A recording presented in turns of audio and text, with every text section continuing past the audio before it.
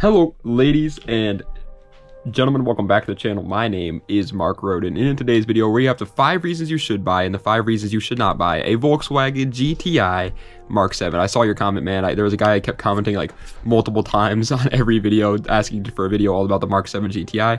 So here you go, 5 reasons you should buy and the 5 reasons you should not buy the Mark 7 GTI. In case you're new here, the way these videos work is first I go over 1 reason you should, 1 reason you shouldn't, 1 reason you should, 1 reason you shouldn't, until we get to 10 total, 5 of each. And at the end of the video, I tell you my final thoughts on the cars. Sound good? Sound good. All right. Media of the day is Call of Duty Infinite Warfare. Everybody hates this COD. I think it's underrated. I think it's underrated. If you're looking for a new Call of Duty experience and you're sick and tired of Black Ops 7 or Black Ops 6, maybe try some Infinite Warfare. Nobody ever really tried it. Zombies is great. Campaign is great. Multiplayer is fun. It's not great, but it's fun. I think it's a good COD. Go give it a try if you haven't already. But without further ado, let's go right into it with the 5 reasons you should buy and the 5 reasons you should not buy a Volkswagen GTI Mark 7. And reason number 1 why I think you should buy a Mark 7 GTI is plain and simple the practicality / the space of the car. In terms of leg room, in terms of head room, in terms of elbow room, in terms of cargo space, this car's got it all, right? I mean, you're buying a hatchback. Now, is it going to be as spacious as an SUV or as a crossover SUV or as a truck, even like a extended cab or whatever? I never remember which one's which, but the trucks with the big back seats.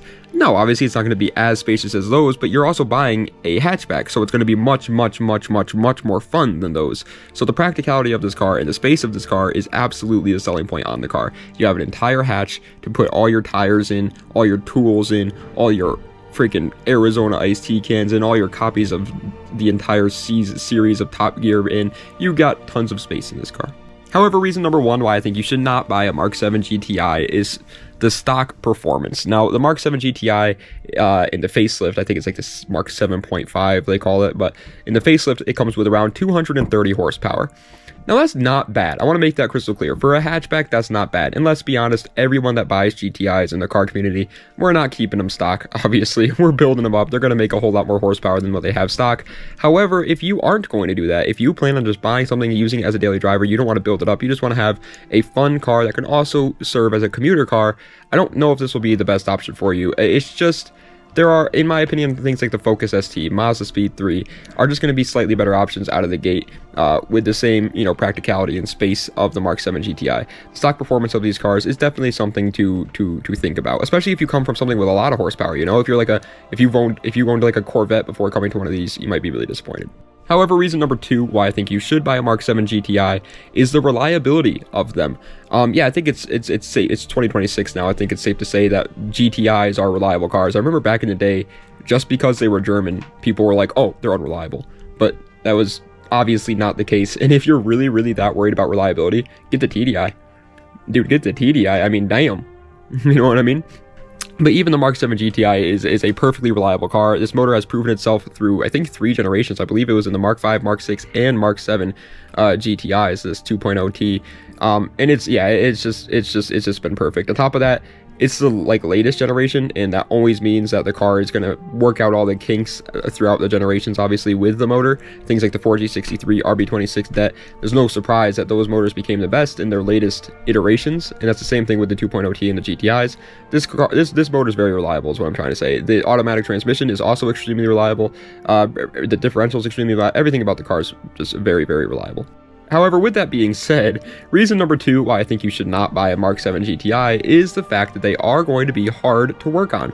Now, when I say hard to work on, I obviously don't mean they're hard to work on when you compare them to something like a Porsche or a Lamborghini or something like that, obviously. But when you compare them to their main competition, cars like the Civic, cars like the Focus, yeah, they're German, man. They're foreign cars. They require special tools to get certain bolts off, and they're just a pain, man. They're just a pain. I remember one time it took us like freaking 5 hours just to get the turbo out of my friend's Mark 4 GTI, and the Mark 4 is easier to work on than the Mark 7. Everything's kind of crammed into this pretty small engine bay, and there's just so much electronics and computers and crap in there nowadays that it's just like you got no real space there. Even though it is a small little inline 4, it doesn't matter when they just cram the engine bay full of crap. So it's going to be a little bit annoying to work on these cars. Obviously, when you compare them again to like the high-end supercars, they're not annoying to work on. But when you compare them to something like a Corolla, a Civic, a Camry, it's a little bit of a headache. Reason number 3 why I think you should buy a Mark 7 GTI, however, is the price. Dude, I was mind blown, starstruck, hornswoggled even when I was writing up the script for this video, and I looked up Mark 7 GTIs on Facebook Marketplace and saw that they were under 10 grand. Since when? When did that happen? When did Mark 7 GTIs go under 10K? Last I was checking for Mark 7 GTIs, they were like 15K, and now they're under 10. I mean, that's if you're buying one, that's an incredible thing. Obviously, if you're selling one, we'll get into that in a second. But if you are buying one, that's really good. Like, again, I did say the stock performance isn't great or whatever, but you are still getting an incredible overall package. The Mark 7 GTI has proven itself as a very, very good package, and you're getting that for under $10,000.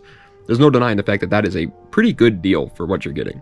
However, staying in the realm of the pricing, reason number 3 why I think you should not buy a Mark 7 GTI is the fact that they are a depreciating asset. Like we just talked about 2 seconds ago, these cars are dropping in price faster than freaking something that drops blockbuster stock, I guess. I don't know. They're dropping in price is what I'm trying to say, man.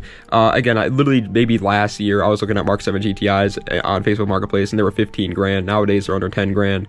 It's the GTI curse, obviously. You know, they're not, I don't want to offend anybody here, but they're not that special of a car. And so because of that, there's hundreds of thousands of GTIs out there. And so they're not like the most wanted car. And so, you know, they just drop in price all the time. So yeah, if you're thinking of buying one because for some reason you plan on like flipping the car or making money on the car, holding on to it, and 5 years later selling it for double what you paid for it, whatever it may be, this is not the car for you. It's just dropping in price really fast, and eventually it will plateau at around like 5K, just like every other GTI does, but they never really come up from there. They kind of just stay there because, again, there's millions of them out there. However, reason number 4 why I think you should buy a Mark 7 GTI is the aftermarket support and the tuning potential of these cars. Again, it's no surprise here that GTIs are little street racing demons, man. Are they going to perform well against like big turbo LS Corvettes? Obviously not. Are they going to perform well against single turbo N54s? No, but you can have a Mark 7 GTI full bolt-on tune pushing around 400 horsepower, and yes, it's front-wheel drive, but that's still decent horsepower, even if it is a front-wheel drive car, and that is obviously really good. On top of that, the GTI has been modded since like the first generation, and so there's hundreds of companies out there making parts for these, making aftermarket parts for all different kinds of price ranges and for all different kinds of builds out there. So you always have an option no matter what budget you're on and no matter what kind of build you're going for, while also building up your GTI to be a very, very powerful car, and there's no denying the fact that they're good at that. However, with that being said, reason number 4 why I think you should not buy a Mark 7 GTI is that they are not really a clout machine, if you will. You're not going to be getting hundreds of thousands of followers on Instagram, starting a YouTube channel, and going viral because of your Mark 7 GTI build. Just that's all there is to it. And I know it's to most of you guys out there, 99% of the people watching this video, you couldn't care less about that. But there is that crowd of people that they're buying a car because they want to build up some sort of little platform, and there's nothing wrong with that. You know, I do it. You know, I'm a YouTuber, so I can't judge you. But if that is you, if you're trying to buy a car to build up a platform, to build up a following or whatever it may be, this is not the car for that. There's just, again, there's so many of them out there, and realistically speaking, they're not the most flashy car out there either. They do have a community behind them, don't get me wrong. Like, there are definitely people that want to watch GTI content, but they're just not like, they're not going to like reach an extremely wide audience. Reason number 5 why I think you should buy a Mark 7 GTI, and the final reason why I think you should buy a Mark 7 GTI for today's list, obviously there are other reasons, but for today's list at least, is the interior quality for the price of the car. I rode in a Mark 7 GTI before. I've ridden in a lot of GTIs now that I think about it. I drove a Mark 4, drove a Mark 5, rode in multiple Mark 6s, and rode in a Mark 7. Never rode in a Mark 8, Mark 3. Oh no, I did ride in a Mark 3. Never rode in a Mark 2 or a Mark 1 though. Never rode in a Mark 1, Mark 2, or a Mark 8. Interesting. That's random. Anyways, yeah, the interior quality was very, very impressive, is what I'm trying to say. That's the one cool thing about Volkswagens. They're economy cars, they're commuter cars.